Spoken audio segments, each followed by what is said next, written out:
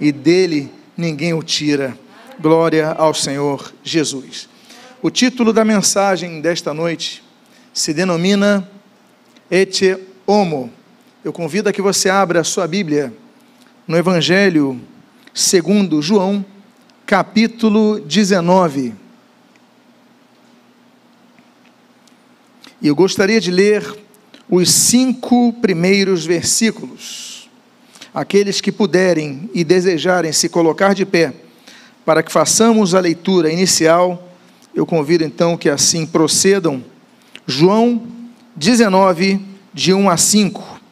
Na versão que eu tenho usado, a Nova Almeida atualizada, assim se registra: Por isso Pilatos tomou Jesus e mandou açoitá-lo. Os soldados teceram uma coroa de espinhos e a puseram na cabeça de Jesus.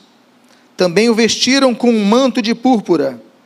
E chegavam-se a ele e diziam: Salve, Rei dos Judeus! E davam-lhe bofetadas. Pilatos saiu outra vez e disse aos judeus: Eis que eu o apresento a vocês, para que saibam que não encontro nele crime algum. Então Jesus saiu, trazendo a coroa de espinhos e o manto de púrpura. E Pilatos lhes disse: Ecce Homo, eis o homem. Pai amado, Deus bendito, lemos terrível página das sagradas letras, terrível página da história da humanidade, terrível página de todos os registros que um dia já puderam ser feitos, quando da declaração de Pilatos, a multidão, eis o homem, havemos dele falar, deste grande homem, Jesus Cristo. E o que nós pedimos? A tua graça sobre nós, teu Espírito Santo direcione cada palavra, e oramos em nome deste homem, em nome de Jesus, amém e amém. Podem tomar os seus assentos. As palavras proferidas por esse governador romano, que se acovardou da decisão que ele tinha direito de tomar. Eu lembro para vocês que o direito romano, em todos os povos conquistados, ele dava muitos benefícios, muitos poderes a assembleias locais, como no caso de Israel, ao Sinédrio. Mas havia uma decisão que nenhuma assembleia local, nenhum grupo promovido por algum exilarca, nenhum grupo que não fosse o governo romano podia tomar. É uma decisão que só cabia ao governo romano, que era a pena de morte. Somente o governador podia confirmar o decreto de morte. Então Pilatos tinha em suas mãos todo o poder e autoridade para liberar Jesus. Mas ele, querendo agradar o povo, ele dá a sua opinião, inclusive, ele não cria que Jesus era culpado. Ele fala: olha, não vejo nele mal para isso. Agora, o que vocês decidem? E a decisão terrível, cruel, insensata, nécia, tola, maligna, foi a decisão de pedirem para que soltassem, ao invés de Jesus Cristo, a Barrabás. E quando ele então traz essa mensagem para aquela multidão ensandecida, ele diz: Ecce Homo, eis o homem. Essa expressão Ecce Homo, ou se não no latim mais antigo, Ecce Homo, é uma expressão que foi um motivo que levou grandes pintores da humanidade a registrarem quadros. Eu coloquei alguns deles aqui. Eu coloquei, por exemplo, Hieronymus Bosch, esse pintor holandês, e aqui a cena dele, mostrando a multidão muito próxima, esse homem, esse quadro aí de 1470 aproximadamente. Nós temos o pintor português Nuno Gonçalves, 1490, mostrando, e o título dele é Ecce Homo, Jesus ali cobrindo a sua coroa de espinho, mas se você observar essa pintura, dá para notar que debaixo desse véu tem uma coroa de espinho. O Gonçalves, ele não queria mostrar o sofrimento cruento de Jesus, e com uma forma de expressão dele, ele apenas colocou Jesus amarrado com uma corda ao seu pescoço. Nós temos, por exemplo, o quadro de Tiziano de 1490 aproximadamente, o Et Homo dele, todos esses quadros se denominam Et Homo. Então Jesus aqui, numa demonstração de sofrimento. Nós temos o Andrea Mantegna, no ano 1500, na época da descoberta do Brasil, ele pintou esse quadro, e nós vemos aqui dois tipos de pessoas acusando, o pessoal que tinha a lei na cabeça, e o povo, todos pedindo então a crucificação de Jesus. Nós temos Caravaggio, Michelangelo Caravaggio. Nessa expressão Caravaggio, ele pinta muito a questão da luz, ele trabalha muito a questão da luz, e você vê que todos que estão ao redor de Jesus estão com uma certa sombra, há um certo sombreamento, com exceção de Jesus, onde ali emana a luz dele, apesar do seu sofrimento, ali emana a luz. Mas para mim o quadro dos mais belos de todos, que se denominam Et Homo, é do suíço chamado Antonio Cíceri. O Cíceri, ele trabalha muito belamente a questão das composições, e o Cíceri, ele é da escola rafaélica, ele trabalha como Rafael, por exemplo, e ele trabalha os personagens que são os que estão ao redor, que não temos os nomes. Ele fala dessas duas moças do palácio, ele fala desse homem que está aqui junto a Pilatos, ele fala dos soldados que estão próximos, ele mostra o rosto de todos, ele só não mostra o rosto de duas pessoas, ele só não mostra o rosto dos que tomaram a decisão. Se você notar, o Cíceri, ele não coloca o rosto da multidão que grita Barrabás, nem de Pilatos, que decide pela morte de Jesus. Ou seja, nessa grande, para mim, um dos mais belos quadros, 1871, que é esse quadro, ele expressa então a grandeza, a beleza dos que estão ao lado, mas a miséria dos que não têm nem o rosto para mostrar que tomam as decisões erradas. Belíssimo quadro, belíssimo quadro. Pois bem, meus amados irmãos, a expressão eis o homem fala de um homem que venceu, mas um homem que sofreu. E eu quero falar sobre esse homem nesta noite, e eu quero começar com um texto profético de Isaías, o filho de Amós, no capítulo profético messiânico de 53, dos versículos 3 a 5, e o texto que está em tela assim diz: era desprezado e o mais rejeitado entre os homens, homem de dores, que sabe o que é padecer, e como um de quem os homens escondem o rosto. Olha como Cíceri fez. Os homens escondiam o rosto de Jesus, no quadro dele, o rosto de nenhum desses homens aparece. E como um de que os homens escondem o rosto, era desprezado, e dele não fizemos caso. Certamente ele tomou sobre si as nossas enfermidades, e as nossas dores levou sobre si, e nós o considerávamos como aflito, ferido de Deus e oprimido. Mas ele foi traspassado por causa das nossas transgressões, esmagado por causa das nossas iniquidades. O castigo que nos traz a paz estava sobre ele, e pelas suas feridas fomos nós sarados. Essa profecia de Isaías acontece 740 anos antes de Jesus nascer, e cada detalhe do que ele escreve se cumpre em Jesus Cristo. As pessoas viraram o rosto para Jesus Cristo sofreu, Jesus Cristo foi moído por nossas transgressões, ele foi moído por nossas iniquidades, mas ele se manteve fiel, e apesar de traspassado por nós, ele, meus amados, nos curou, e pelas suas feridas, pelas suas pisaduras, fomos nós sarados. A Bíblia fala de pessoas desprezadas, Jesus desprezado. A Bíblia fala de Agar, capítulo 16 de Gênesis, foi desprezada por Sara, desprezou a Sara primeiro, aí depois foi desprezada por Sara, depois foi desprezada por Abraão. Consequentemente, o seu filho Ismael foi desprezado por seu pai Abraão. Histórias terríveis de um homem que é denominado o pai de nossa fé. Outra pessoa que foi desprezada, por exemplo, que desprezou, foi Esaú, Gênesis capítulo 25. Esaú, ele despreza o direito à primogenitura. Ele está com fome, seu irmão faz um acordo, ele aceita aquele acordo. Para ele pouco importava esse direito. e depois ele chora amargamente a perda desse direito, decisões que são tomadas, e quando você vai ver, já foram, já passaram, perdeu-se uma oportunidade. Por quê? Porque se desprezou o que era importante.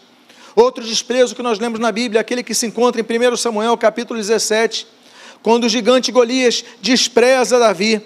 Ele fala: mas eu sou um cachorro para você vir com pedra para cima de mim. Ele despreza, ele humilha, e ele humilha todo Israel.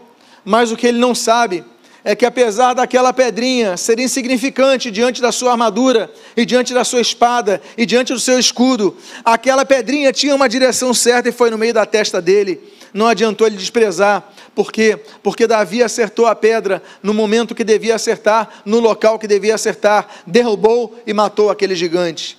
Um outro desprezo que nós vemos é o de Neemias capítulo 4, quando Sambalate e Tobias, eles desprezam a construção do muro de Jerusalém.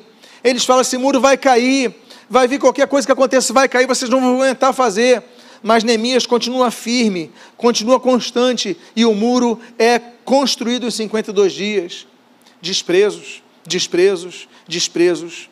Quando nós falamos de desprezo, então, não podemos deixar de notar que muitos desses desprezos foram motivos de orgulho. E quando nós olhamos, e de soberba, e de arrogância, e quando nós olhamos essa profecia de Isaías: eis o homem que é desprezado, mais desprezado do que foi Davi, mais desprezado do que foi Sara, mais desprezado do que foi Neemias, mais desprezado do que nós somos desprezados. A Bíblia diz, inclusive, em 1 Coríntios capítulo 1, que Deus escolheu as coisas desprezadas desse mundo, as fracas, as que não são, para colocar neles a sua glória e usá-los para expandir a sua luz, para abençoar os povos. As pessoas que são vistas como desprezadas, Deus a usa. Mas ninguém de nós jamais poderá se comparar, por mais que você possa se sentir desprezado por alguém, por esse homem. Eis o homem desprezado, como foi o Senhor Jesus. Ele foi desprezado por pessoas que não viam necessidade de salvação. Ele foi desprezado por pessoas que se advogavam na sua arrogância. Ele foi desprezado por aquelas multidões que 3 dias antes gritavam: hosana ao filho de Davi, bendito aquele que vem em nome do Senhor. 3 dias depois, aquelas pessoas gritavam: solta Barrabás. Ele foi desprezado por Pilatos, que condenou à morte, ele foi desprezado por Herodes, que o lançou a Pilatos novamente. Mas, meus amados irmãos, eu quero dizer para você: acolha o Senhor Jesus, porque ainda que ele tenha sido desprezado por todos, ele encontra e bate na porta do nosso coração, buscando moradia naquele coração que o aceita. Eis aí o homem desprezado, mas eis aí o homem que quer habitar no seu coração. Há um outro ete homo, há um outro eis o homem, que é o que nós lemos em 1 Pedro, capítulos número 2, versículos 21 e 22, e o texto das Sagradas Letras assim registra: porque para isto mesmo vocês foram chamados, pois também Cristo sofreu no lugar de vocês, deixando exemplo para que vocês sigam os seus passos, e ele não cometeu pecado, nem foi encontrado engano em sua boca. Ete homo, eis aí o homem sem pecado. O sacrifício de Jesus na carta aos Hebreus é citado com vários atributos conjuntos. Vários adjetivos são somados ao sacrifício de Cristo. Hebreus capítulo 7, por exemplo, diz que o seu sacrifício foi perfeito. O seu sacrifício foi substitutivo. Ele substituiu o sacrifício que devíamos ser nós, mas nós não tínhamos condições de estar naquela cruz, porque nós falhamos, porque nós pecamos, porque nós, durante nossa caminhada, nós temos tantos percalços, e cada tentação, nós lutamos a cada dia.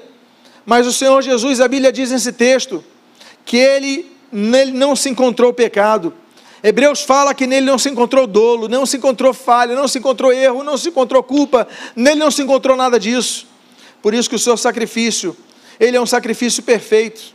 Quando nós oramos, qualquer oração que nós fazemos, nós costumamos dizer uma palavra, uma frase, uma expressão, e não é amém, como você pensa, ainda que devamos pronunciá-la quando concordemos com ela.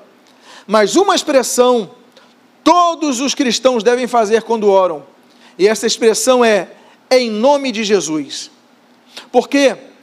Porque a Bíblia diz que nós não podemos chegar diante da presença do Santo Deus, mas Jesus, Ele veio em nosso lugar, Ele viveu em nosso lugar. A Bíblia diz que Ele foi tentado em todas as coisas. Tudo que você já foi tentado na sua vida, Jesus foi tentado, mas Ele não cedeu. Ele foi fiel até o fim, porque Ele pensou em você, pensou em mim, pensou em nós. E por causa disso, esse homem pode nos representar diante de Deus, porque quando ele se torna, que a Bíblia diz em 1 João capítulo 2, versículo 1, advogado junto ao Pai, ele advoga a cada um de nós diante do Pai. O Pai que condena, a condenação do juízo do tribunal do grande trono branco, em Apocalipse capítulo 20, versículos 11 e 14, é um tribunal condenatório. Aquele que não crê em Jesus já está condenado, mas nós temos um advogado perante o Pai, e quando nós oramos, nós falamos: Deus, eu oro a Ti em nome de Jesus, Deus, eu te peço em nome de Jesus. Por quê? Porque a Bíblia diz que só um mediador entre Deus e os homens, Jesus Cristo, homem. Ele era homem, venceu como homem, sentiu como homem, por isso Ele pode nos advogar dizendo: olha, isso que Ele sente, eu senti, eu entendo, eu sofri por isso e eu paguei por essa pena. Eis aí o homem sem pecado, eis aí o homem que intercede por nós, eis aí o homem que é nosso advogado. Quantos podem glorificar a Deus? Há mais uma expressão do eis o homem que eu gostaria de compartilhar com os amados irmãos. Aquela que se encontra em Colossenses capítulo 2, versículo número 15. O texto assim diz: e despojando os principados e as potestades, publicamente os expôs ao desprezo, triunfando sobre eles na cruz.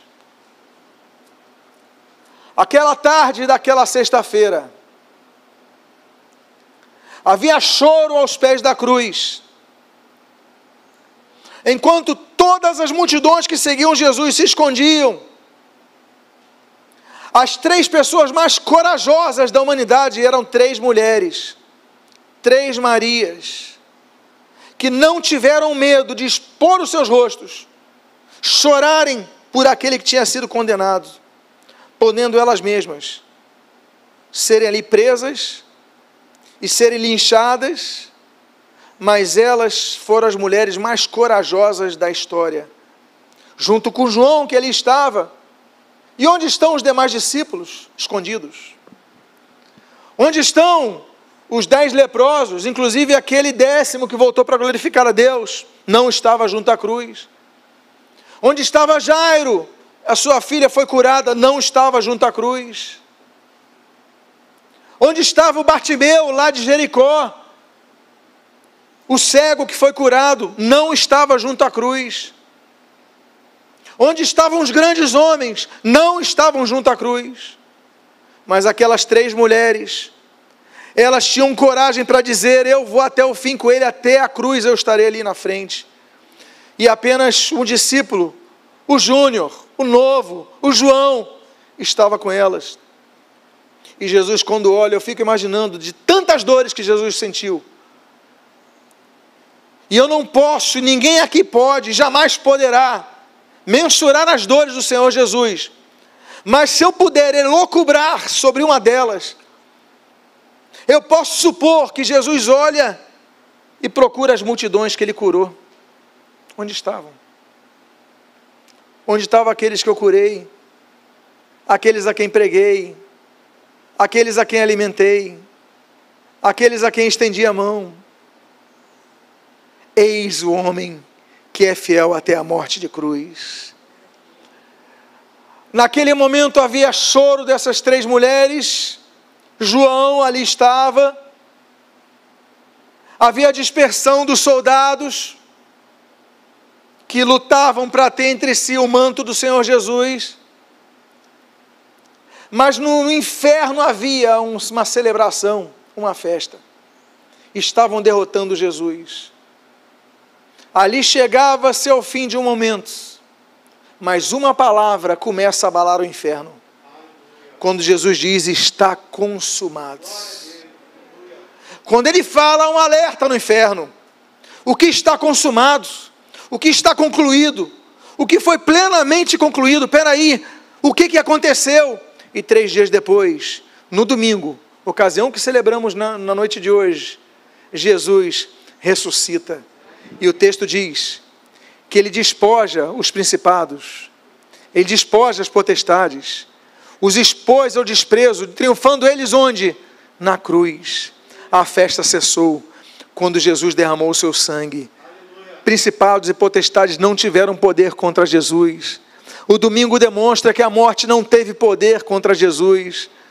As chaves do céu estão com Jesus. As chaves do inferno estão com Jesus. As chaves de qualquer lugar que você possa imaginar estão com Jesus, porque Ele despojou a todos, Ele venceu a todos, Ele é Senhor de todos, sobre todos, e governa sobre tudo. Então, eu quero dizer para vocês, que eis o homem que é vencedor, ete homo. Esse outro aspecto desse homem, está nessa mesma carta cristológica de Colossenses, mas no capítulo 1, nos versos número 13 a 14, nós lemos assim: Ele nos libertou do poder das trevas e nos transportou para o reino do seu Filho amado, em quem nós temos a redenção, a remissão dos pecados. Ete homo, eis o homem que é o libertador. Ele nos libertou. Diga à pessoa que está do seu lado: Ele te libertou, Jesus te libertou. Comemore a Páscoa, é a libertação.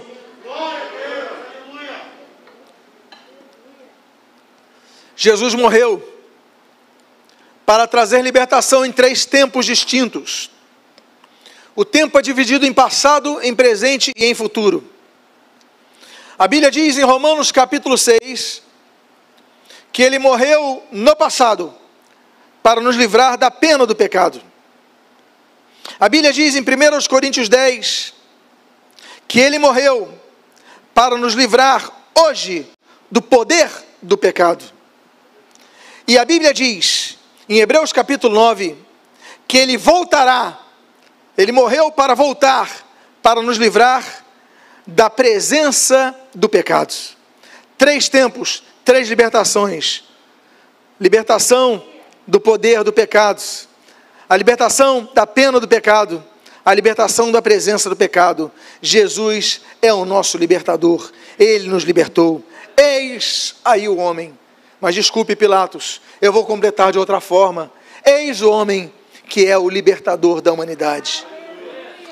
Existe uma outra libertação que Ele traz: eis o homem, e a Bíblia diz em 1 Timóteo capítulo 2, já mencionamos versículo 5, porque há um só Deus, e um só mediador entre Deus e a humanidade, Cristo Jesus, homem. Meus amados irmãos, o papel do sacerdote no Antigo Testamento era um papel múltiplo. Êxodo capítulo número 30, demonstra que o papel do sacerdote era purificar o povo, levando-os à santidade. Jesus é o nosso sumo sacerdote que purificou o seu povo pelo derramar do seu sangue, nos conduzindo ao reino de santidade.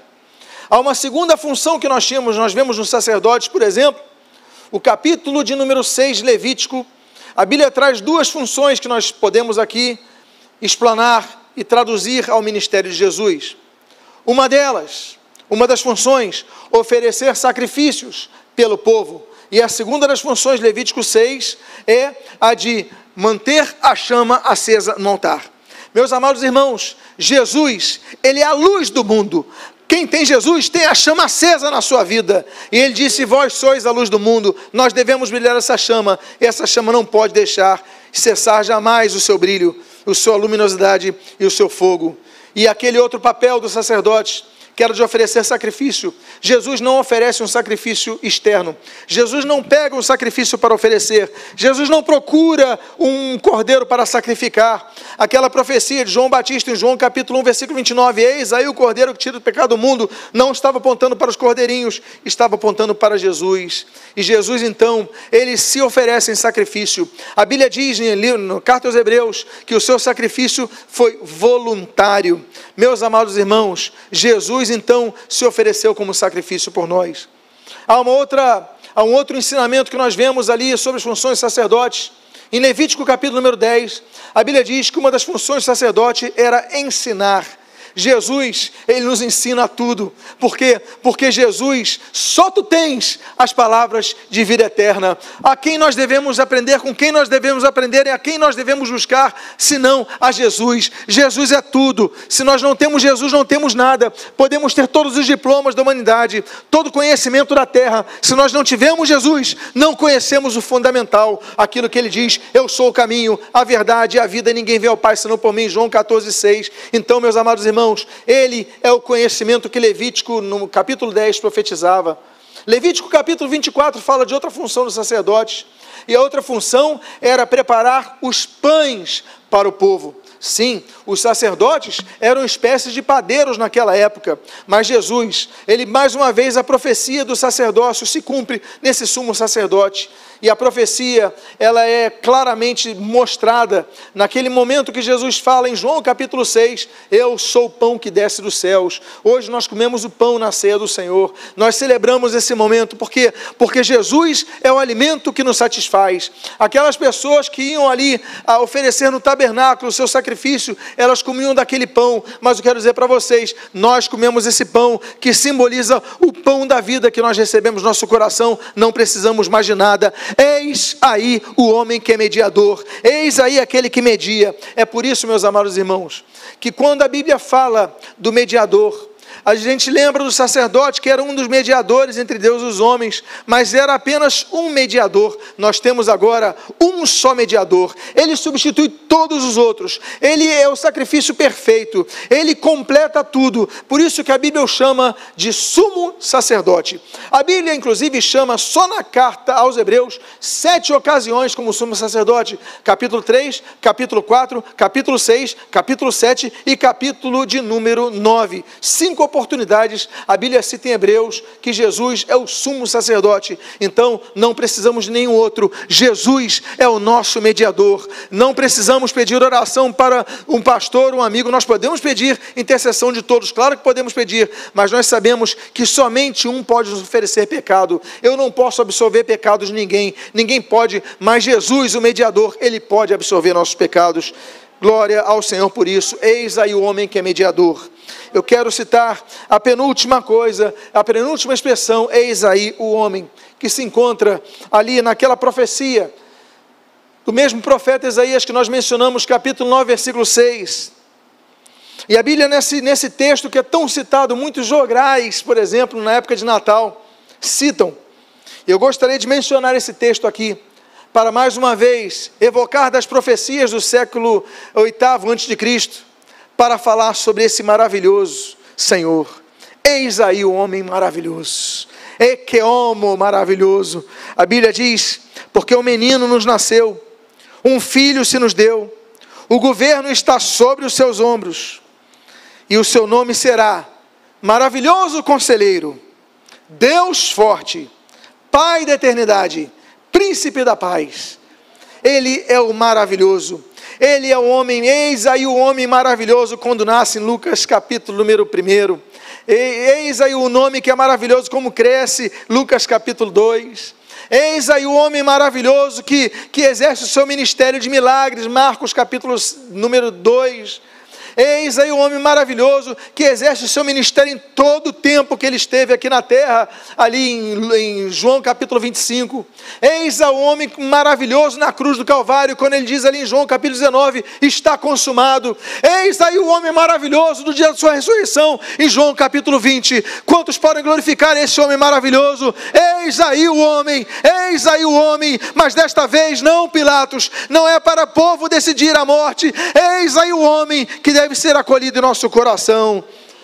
E por fim, o texto de Apocalipse, o livro da Revelação, no capítulo 1, os versículos 12 a 18, nós lemos: voltei-me para ver quem falava comigo, e, ao me voltar, vi 7 candelabros de ouro, e no meio dos 7 candelabros, um semelhante a um filho do homem, com vestes talares e cingido à altura do peito, com um cinto de ouro. A cabeça e os cabelos dele eram brancos como a alva lã, como neve. Os olhos eram como chama de fogo, Os seus pés eram semelhantes ao bronze polido, como que refinado numa fornalha. A voz era como o som de muitas águas.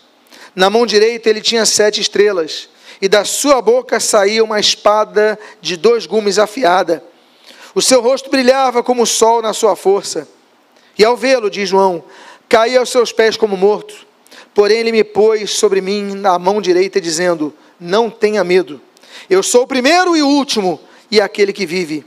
Estive morto, mas eis que estou vivo para todo sempre, e tenho as chaves da morte e do inferno.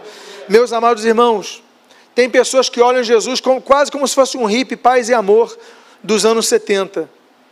Aquele Jesus que você só leu uma parte da Bíblia. Não é possível que você já um dia possa ter dito que já leu o Apocalipse. Ele tem na sua boca a espada de 2 gumes. A Bíblia diz que o Senhor Jesus, Ele é juiz dos vivos e dos mortos. Atos capítulo 10, versículo 40. A Bíblia diz que Ele está no seu trono, Mateus capítulo 25. Esse que é o Cordeiro de Deus, Ele também é leão. A Bíblia diz isso em Apocalipse capítulo 5. Então eu quero dizer para você uma coisa, que você possa dizer, ao ouvir essa palavra, eis o homem, você possa dizer, eu me rendo a este homem, eu aceito este homem, eu entrego a minha vida a este homem, e eu peço a este homem, habita no meu coração, e governa a minha vida plenamente. Eu quero convidar você a ficar de pé nesse momento. Eis o homem, eke homo, eis o homem, e ele está presente, porque ele prometeu, onde 2 ou 3 estiverem reunidos em meu nome, ali eu estarei. Eu pergunto aqui, quantos estão aqui reunidos em nome de Jesus? Então Jesus está presente nesse local. Eu convido a você fechar os seus olhos nesse momento. E ao você fechar os seus olhos, eu quero fazer uma oração por você. Eu quero fazer uma oração nesse momento.